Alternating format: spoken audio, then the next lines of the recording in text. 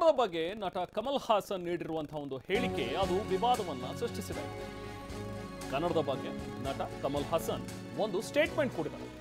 ಅದೇನಂತ ಹೇಳಿದ್ರೆ, ಕನ್ನಡ ಹುಟ್ಟಿತು ತಮಿಳಿನಿಂದ ಅಂತ ಹೇಳಿ ಕಮಲ್ ಹಾಸನ್ ಮೊನ್ನೆ ಒಂದು ಇವೆಂಟ್ನಲ್ಲಿ ಹೇಳಿದ್ದಾರೆ.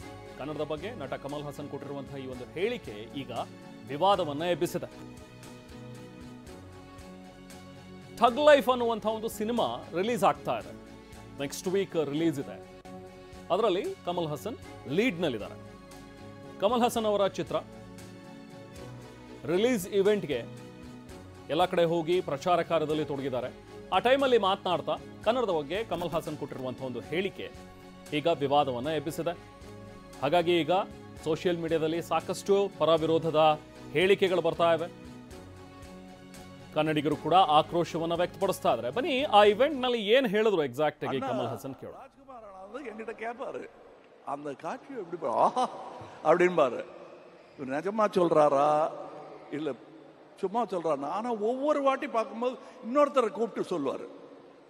என்னுடைய ராஜபார்வை படத்துக்கு முதல்ல வந்து கிளாப் எல்லாம் காட்டி ஆரம்பிச்சு வச்சது மட்டும் இல்லை, புஷ்பக் படம் நாங்கள் பெங்களூர்ல எடுக்கும்போது அதுக்கும் அவர் தான் கிளாப் கொடுத்து ஆரம்பிச்சு வச்சாரு.